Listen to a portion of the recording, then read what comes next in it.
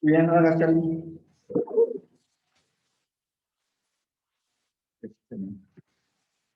No te preocupes, hay una cosa en mi fondo de pantalla. Bien, vamos a comentar en esta tarde, en la clase del día de hoy. Vamos a orar. Vamos a pedir a Miguel que empiece esta oración. Vamos a orar. Señor, gracias por levantar mi libertad. Gracias por tu enviar alma. Y agradecemos por esta clase. Que el Espíritu Santo nos ayude a entender que estamos dedicados a tu palabra y que debemos ser fieles a tu palabra y decisión con el propósito de dedicar sobre que sea orgullosa, que todos podamos independientemente que tu palabra es la que debe enviar y ayudar. Y te pedimos en Cristo Jesús. Amén. Amén. Muy bien, vamos a comenzar pensando un poco en la clase anterior. Estábamos viendo un tipo de predicación, un tipo de predicación que luego tendemos a hacer, que es la predicación impresionista, donde agarramos el texto de la Biblia y pues no lo estudiamos, sino que simple y sencillamente buscamos algo que impresione a nuestros oyentes, buscamos aplicaciones inmediatas. Es lo que usualmente está, bueno, no siempre, hay otras formas de predicar que usualmente están de moda, pero esta es una de ellas. Generan predicaciones muy, ¿cómo diríamos? ¿Cómo diríamos? Muy populares. El predicador que es impresionista es muy popular porque saca muchas enseñanzas que son así muy al momento, al contemporáneo. Entonces, sacas una enseñanza, lo aplicas a la crisis familiar que hay hoy en día, lo aplicas a la crisis juvenil, lo aplicas a las diversas circunstancias que hay el día de hoy. Entonces, les había dejado de tarea cómo manejar este pasaje. ¿Se acuerdan que vimos que, imagínense que llega el hermano Eder y les dice que hay que dar una enseñanza para padres, o una enseñanza para jóvenes que están en vías de casarse, y les llega a la mente 1 Samuel 2, 12 al 21, que dice, los hijos de Elí eran hombres impíos y no tenían conocimiento de Jehová. Y era costumbre de los sacerdotes con el pueblo que cuando alguno ofrecía sacrificio, venía el criado del sacerdote mientras se cocía la carne, trayendo en su mano un garfio de 3 dientes y lo metía en el perón, en la olla, en el caldero o en la marmita. Y todo lo que sacaba el garfio, el sacerdote lo tomaba para sí. De esta manera hacían con todo israelita que venía a Silo. Asimismo, antes de quemar la grosura, venía el criado del sacerdote y decía al que sacrificaba, da carne que asada para el sacerdote, porque no tomará de ti carne cocida, sino cruda. Y si el hombre le respondía, quemen la grosura primero y después toma tanto como quieras, él respondía, no, sino dámela ahora mismo, de otra manera yo la tomaré por la fuerza. Era pues muy grande delante de Jehová el pecado de los jóvenes, porque los hombres menospreciaban las ofrendas de Jehová. Y el joven Samuel ministraba en la presencia de Jehová, vestido de un efod de lino, y le hacía a su madre una pequeña túnica y se la traía cada año, cuando subía con su marido para ofrecer el sacrificio acostumbrado. Y Elí bendijo a Elcana y a su mujer, diciendo, Jehová te dé hijos de esta mujer en lugar de que pidió a Jehová. Y se volvieron a su casa. Y visitó Jehová a Ana, y ella concibió y dio a luz 3 hijos y 2 hijas. Y el joven Samuel crecía delante de Jehová. Bien, tenemos este texto. ¿Cómo lo manejarían? Tienen una predicación para papás. ¿Cómo lo manejarías, Eli?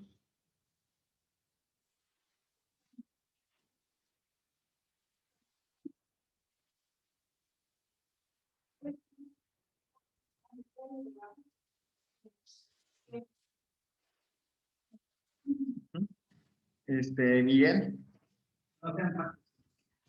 no sean papás como Eli. Es un buen título y viene una serie de expresiones acerca de Eli. Charlie, Yo le puse felicidades, eres papá. felicidades, eres papá. Piensa a tratar, notan, ¿cuántas familias están representadas aquí?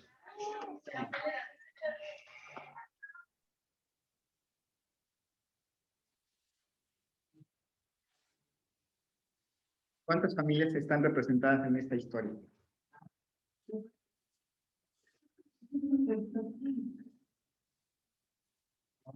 Dos familias, ¿ya se fijaron? La familia de Elí y la familia de Ana y su familia. Pues tenemos estos dos grupos. ¿Notan el contraste entre estos dos grupos? Entre Elí y sus hijos, y Ana y Elcana y su hijo Samuel. El contraste es inmenso. Si ustedes se fijan, ¿quién representa a un mal padre? Elí. ¿Y a unos buenos padres?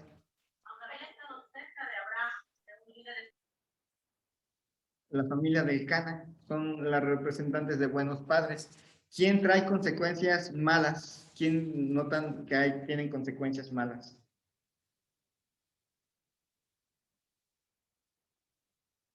La familia de Elí. ¿Y quién tiene cosas buenas? La familia de Elcana. Entonces podemos ver dos grupos de padres e hijos, Elí y sus hijos, y por el otro lado Ana y Samuel. Y es impresionante el contraste entre ambos grupos. Un manual para tener malos hijos y un manual para tener buenos hijos. Puedes dar un mensaje de 2 puntos, tratar a ambos padres. Cómo tener malos hijos, cómo tener un buen hijo, tanto los hijos de Elí frente y con eso tienen un guión y pueden dar un mensaje.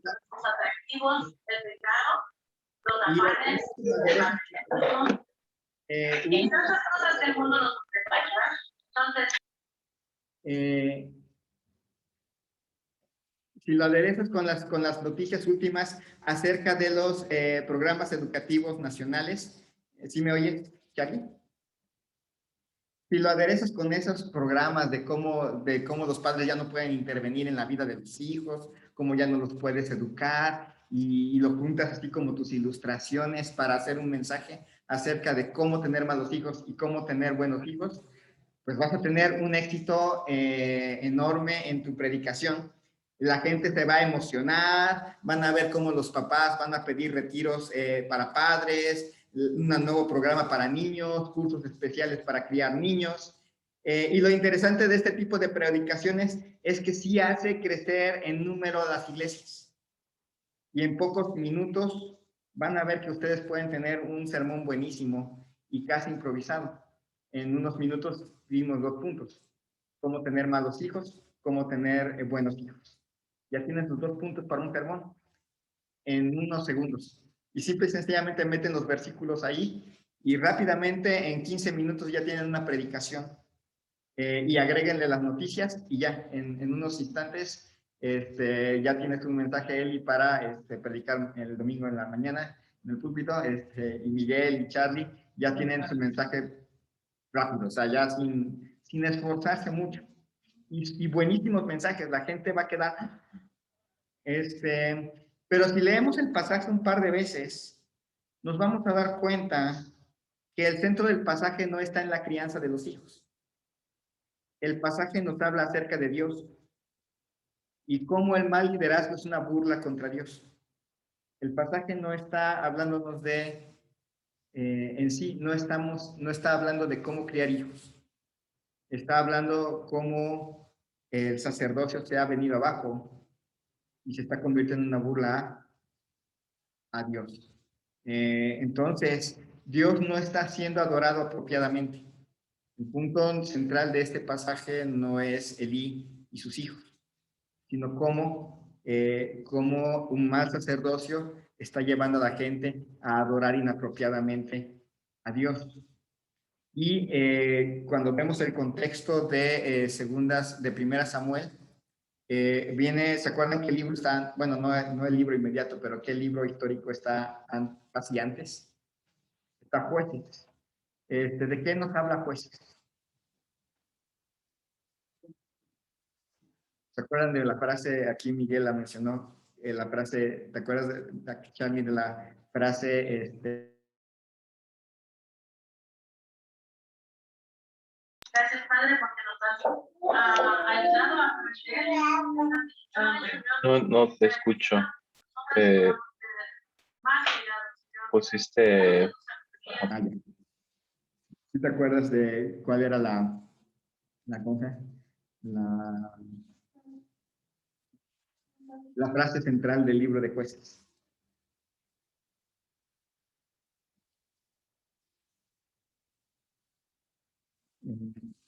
Que cada quien hacía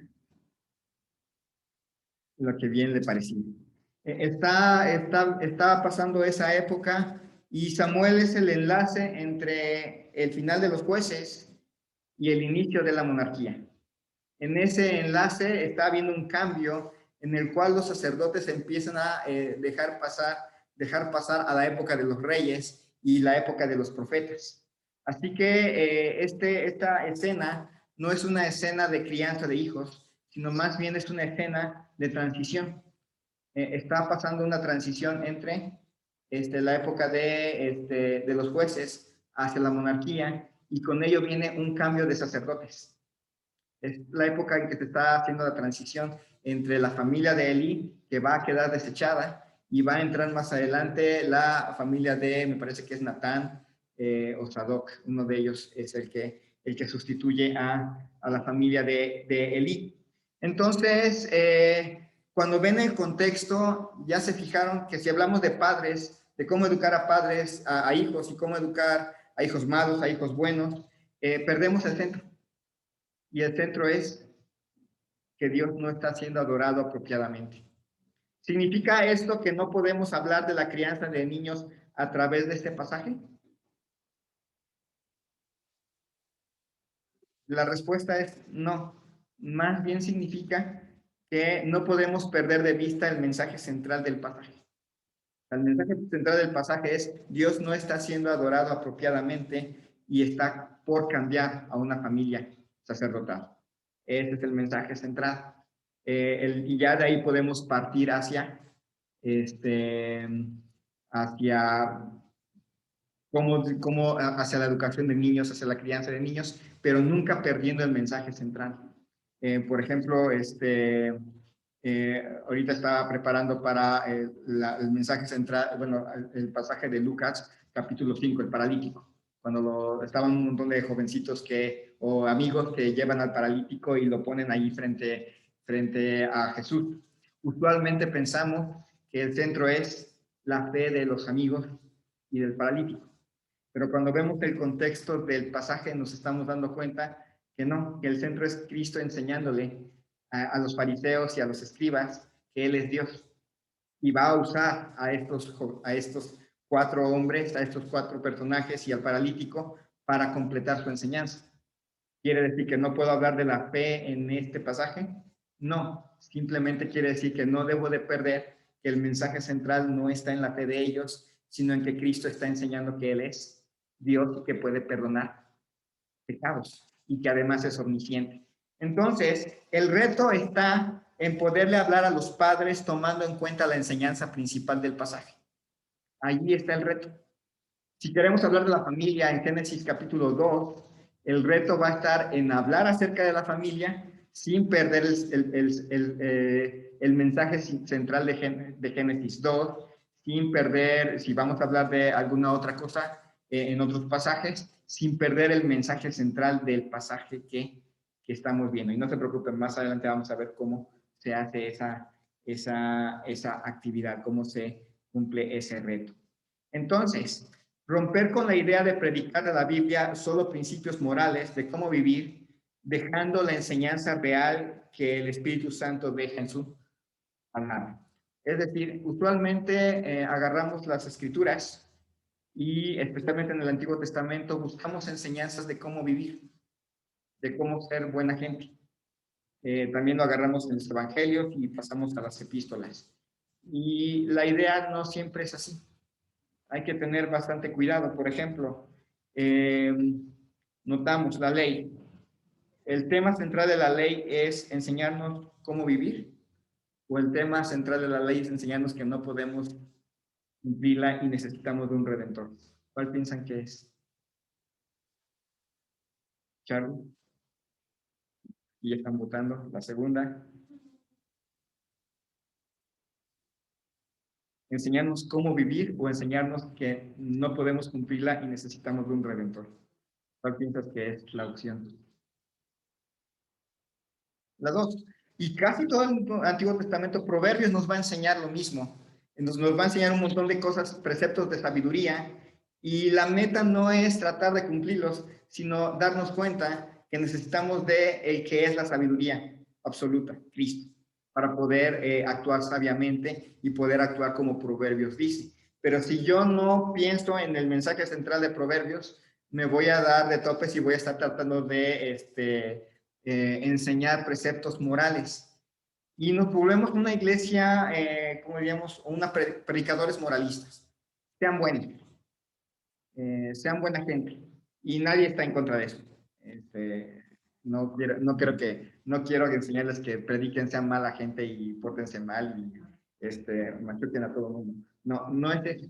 Pero enfatizamos mucho, sean buenos, sin enfatizar el mensaje central del texto y sin enfatizar que todos los textos apuntan hacia la necesidad de Cristo. En Primera Samuel terminamos perdiendo a Cristo como el sustituto perfecto de un sacerdocio fracasado. Cuando vemos la vida de David, especialmente los que tienen así como héroe a David y es el hombre conforme al corazón de Dios, se nos olvida que David nos ejemplifica lo que es el fracaso de un rey conforme al corazón de Dios, pero que no es el Mesías. Su máximo descendiente es a quien debemos apuntar. Y en su lugar tenemos a muchos padres viviendo una vida moralmente buena, pero sin Cristo. Les enseñamos, pórtense bien, enséñenles a sus hijos, enséñenles a sus hijos a entrar a la iglesia con respeto, enséñenles a sus hijos a tratar las ofrendas con respeto, enséñenles a sus hijos a guardar silencio en la iglesia y mantener el respeto dentro del templo. Y esta es la enseñanza que sacamos de 1 Samuel 2, 12 al 21. Pero cuando les enseñamos la esencia del pasaje, vamos a enseñarles que necesitan a Cristo. Vamos a terminar enseñándoles que sin Cristo ningún sacerdocio, ningún respeto va a llegar a ser completo. Inclusive Samuel va a fracasar. Si uno piensa un poquito en la historia de Samuel, él va a fracasar como padre de familia. También sus hijos, también la gente de Israel se va a quejar, tus hijos no andan en tus caminos. No fuiste un buen papá. Entonces, la meta no es, ¿se acuerdan que la meta de una predicación expositiva no es producir vidas moralmente buenas, sino es ponernos a todos en la relación correcta con Dios? Es decir, bueno, por muy bueno que seas, necesitas a Cristo. Por muy malo que seas, necesitas a Cristo. Entonces, si nuestras predicaciones lo único que hacen es gente que dice, yo educo a mis hijos como el Cana, y hasta ahí se llega a su conclusión, ya fracasamos, porque pensamos porque vamos a producir gente que mira a los papás que crían a sus hijos como Elí, los miran con desprecio. Y a los padres que maleducan a sus hijos, lo único que vamos a producir son gente que dice, pues no puedo, mejor me voy a una iglesia donde me permiten dejar a los niños hacer lo que se les pegue la gana. Y tampoco es eso. El punto es que entiendan que sin Cristo como sacerdote perfecto, no pueden realmente educar bien a sus hijos y realmente no los van a educar bien nunca. Entonces, debemos notar que no es la predicación impresionista lo que causa el problema, sino la adhesión ciega a la contextualización, es decir, a fuerza querer aplicar, sin estudiar el pasaje, a fuerza buscar aplicaciones para la vida diaria. Ese es el problema. El problema no está en estas predicaciones que tienen bastante utilidad, sino que nunca estudiamos el pasaje en relación con su contexto, en que fue escrito, sino lo estudiamos en relación a nuestro contexto moderno y estudiamos mal el pasaje. Si estamos más enfocados en estar a la moda o sonar más contemporáneos con la problemática que vemos hoy en día, por lo general vamos a adoptar este método, pero siempre vamos a perder la meta de sacar de la Biblia lo que solo está allí. Es decir, si cada uno de nosotros solamente está pensando en sonar muy moderno, muy contemporáneo, y que la gente diga, sí, ese sermón se aplica a mi vida, y que nuestro objetivo sea encontrar la aplicación moderna a todo, vamos a usar este método, pero siempre vamos a errar en el blanco. Es decir, nunca le vamos a atinar a lo que el pasaje siempre dice.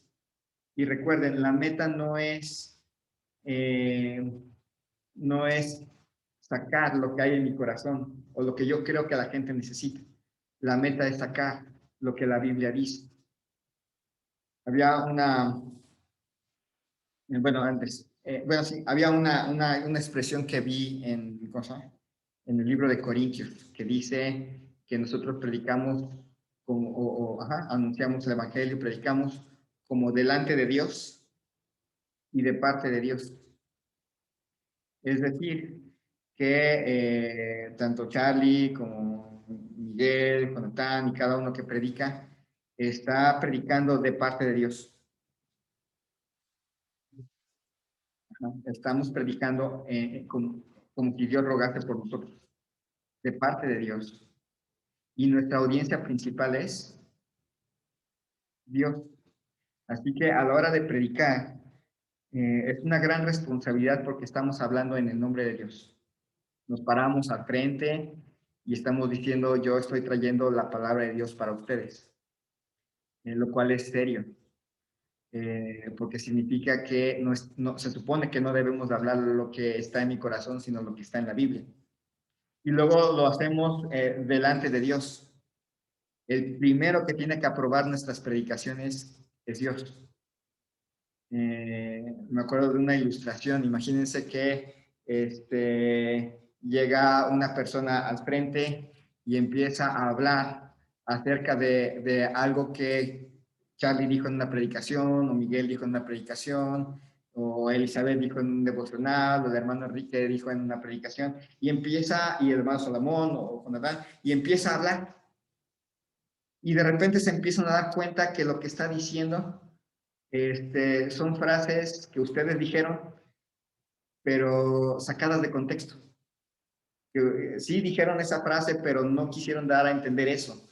Ustedes cuando la dijeron algo diferente. Ya en el contexto decía algo muy distinto, pero esa persona está cortando sus frases y las está usando para su prédica. Al principio, cuando empiezan como el hermano Miguel dijo, o como el hermano Eder dijo, se sienten así como que, me va a citar. Pero cuando empiezan a notar que lo que él está diciendo es, ustedes no lo quisieron decir, o no era lo que dijeron realmente, dijeron la frase, pero no dijeron eso, ¿cómo se sentirían? Siendo citados, pero más citados. Malentendidos o completamente ignorados al objetivo por el cual dijeron esa frase. Probablemente cuando termine la predicación nos vamos a acercar a esta persona y le vamos a decir, oye, yo no dije eso, o no lo dije de esa forma, o yo no quise dar a entender eso. Ahora imagínense a Dios, que agarramos las escrituras y las citamos, pero Él nunca quiso decir eso. Nunca quiso hablar de eso, no lo mencionó así. Ya en el contexto general, él estaba hablando de una cosa, pero nosotros lo sacamos de contexto. ¿Cuál va a ser su opinión de nosotros? Lo más impresionante es que no nos va a decir ahorita, sino cuando estemos allá en el cielo. Y cuando estemos frente a su trono y nos diga, oye, sacaste de contexto todo mi texto. Yo no quise enseñar eso y tú enseñaste otra cosa completamente ajena a lo que yo enseñaba en ese texto. Y el texto les iba a ser de bendición, no tu mensaje. Y la vergüenza que vamos a sentir por una predicación impresionista. Lo peor que nos puede pasar al usar el método impresionista es que comencemos a cosechar cierto éxito y popularidad inmediatos. Que la gente nos considere predicadores a la moda. Que la gente nos considere predicadores que les entienden, que entienden las circunstancias. Y nos volvemos populares. Y empezamos a vender discos de nuestras predicaciones y la gente empieza a querer que firmemos nuestras Biblias. Es lo peor que nos puede pasar. Tener éxito en este tipo de predicaciones. Que descontextualizan realmente las escrituras.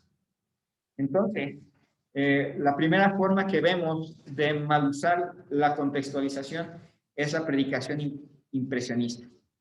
Agarramos el texto, buscamos las mejores impresiones del texto a nuestra época moderna y eso predicamos sin leer el texto, sin ponerle atención, sin leerlo 1, 2, 3, 4 veces a veces, hasta entenderle bien a qué está diciendo. A veces simplemente nos podemos a leer un poquito más arriba, un poquito el texto que sigue y nos da una idea de qué está hablando. A veces con eso es más que suficiente. A veces sí, si es posible, están predicando de Ruth, pues pueden leer todo el libro de Ruth para ubicarse en el contexto. Si es uno de los profetas menores, igual, el contexto. Si es uno de esos grandes libros, Génesis, pues a veces nada más lean los pasajes anteriores, el que sigue, si vienen notitas abajo de versículos del Nuevo Testamento que están citando ese texto, no hace daño leerlas, para darnos por lo menos una idea de qué está hablando y no terminemos sacando de contexto este texto. Entonces, la siguiente forma de usar la Biblia es la predicación ebria. Soy feo, ¿verdad? Pero algunos usan la Biblia a manera de la manera en que un borracho usa una farola. ¿Para qué usa un borracho la farola?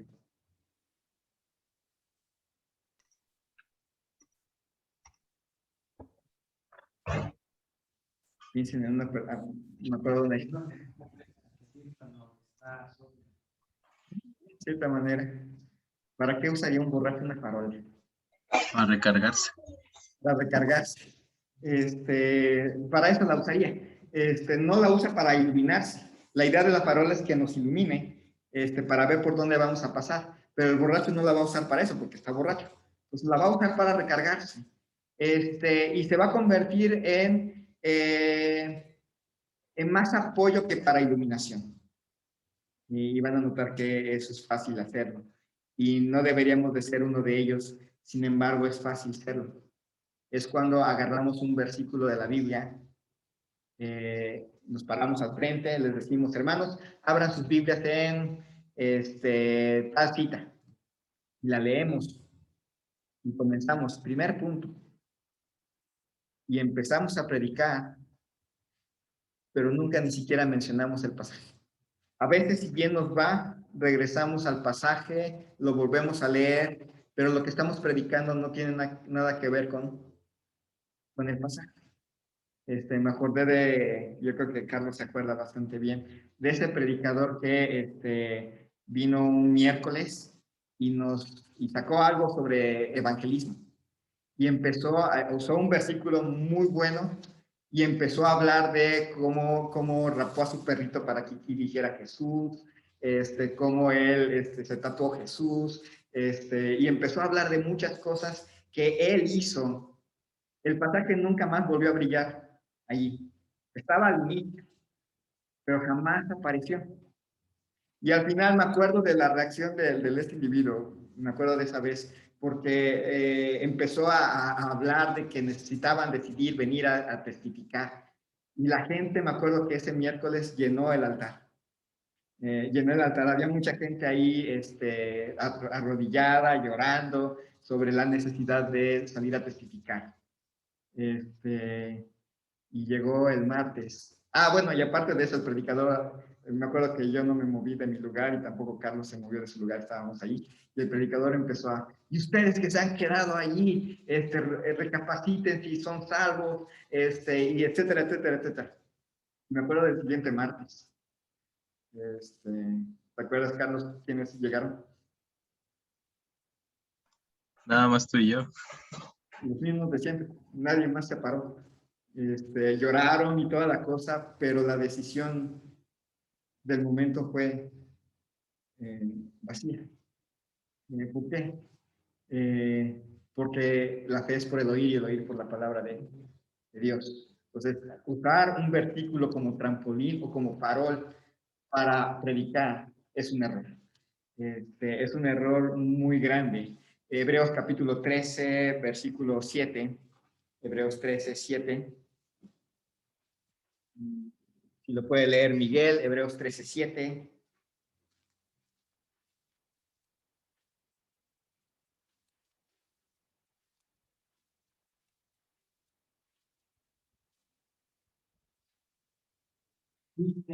Bueno, perdón, 3, 7. 3, 7.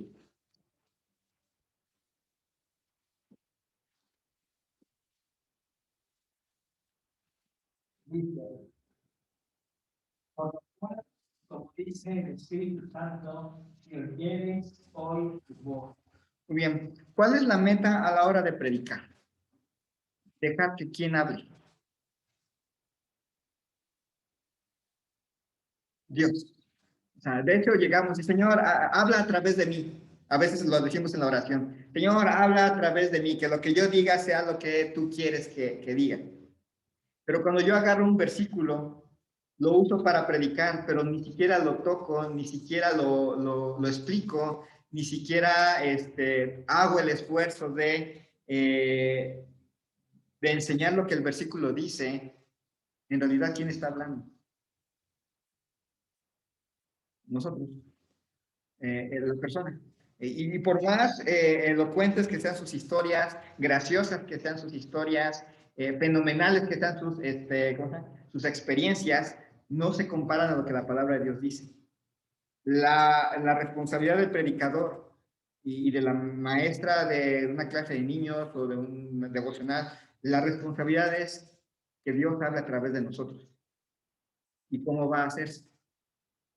A través de las escrituras. Juan 6, 63. L.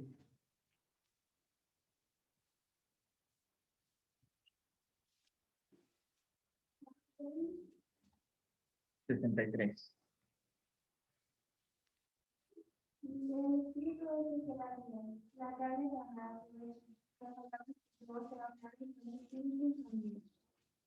Bien, las palabras que yo hablo, ¿qué son?